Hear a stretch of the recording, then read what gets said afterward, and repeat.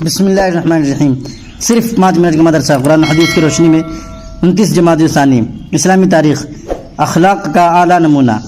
ایک مرتبہ حضور صلی اللہ علیہ وسلم سے ایک شخص نے اپنے علاقے کے مسلمانوں کی تندرستی کی شکایت کی اور مدد کا سوال کیا، تو آپ صلی اللہ علیہ وسلم نے یہود کے ایک بڑے عالم زید بن سعنہ سے متعینہ مدت پر قرض لے کر تنگ دست کی مدد فرمائی، مگر یہ یہودی متعینہ مدت سے 2-3 دن پہلے ہی قرض کا مطالبہ کرنے لگا اور صحابہ کے درمیان حضور صلی اللہ علیہ وسلم کے قریبان مبارک تھام کر کہنے لگا، اے محمد صلی اللہ علیہ وسلم، تم میرا حق کیوں ادا نہیں کرتے؟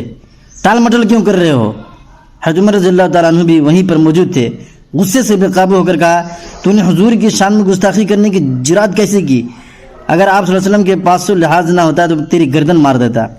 مگر آپ صلی اللہ علیہ وسلم نے حضرت عمر رضی اللہ عنہ سے فرمایا، اے عمر، ان کا حق ادا کر دو، اور ڈانٹ ڈپٹ کے جرم میں مزید اضافہ کر کے دینے کا حکم دیا۔ راستے میں اس نے اپنا تعارف کرایا۔ حضرت عمر نے کہا، اتنے بڑے عالم ہو کر ایسی ناپسندیدہ حرکت؟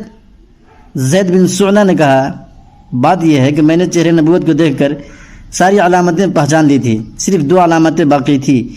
ایک یہ کہ آپ صلی اللہ علیہ وسلم کی بردباری غصے پر غالب رہتی ہے، اور دوسری یہ کہ نادانی کے معاملے پر بردباری بڑھ جاتی ہے۔ اب یہ بھی پہچان لی۔ اسی وقت کلمہ پڑھ کر ایمان قبول کر لیا اور حضرت عمر رضی اللہ عنہ کو گواہ بنا کر کہا، میرا آدھا مال محمد صلی اللہ علیہ وسلم کی امت کے لیے وقف ہے۔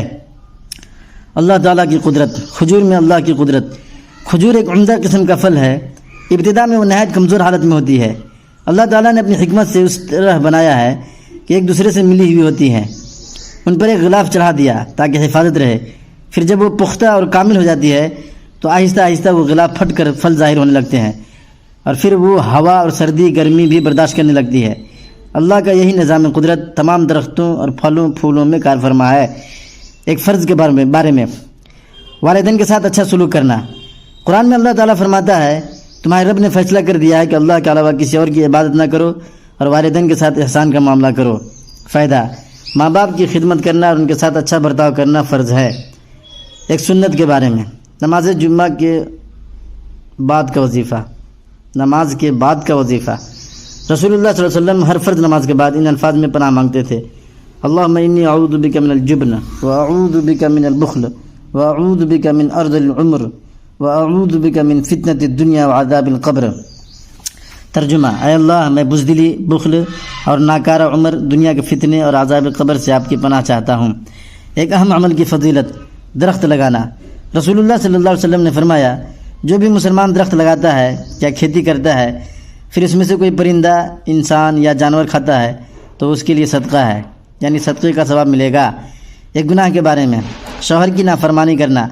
رسول اللہ صلی اللہ علیہ وسلم نے فرمایا، اس عورت کی نماز اس کے سر سے آگے نہیں بڑھتی جو اپنے خاوند کی نافرمانی کرے، جب تک وہ اس نافرمانی سے باز نہ آ جائے۔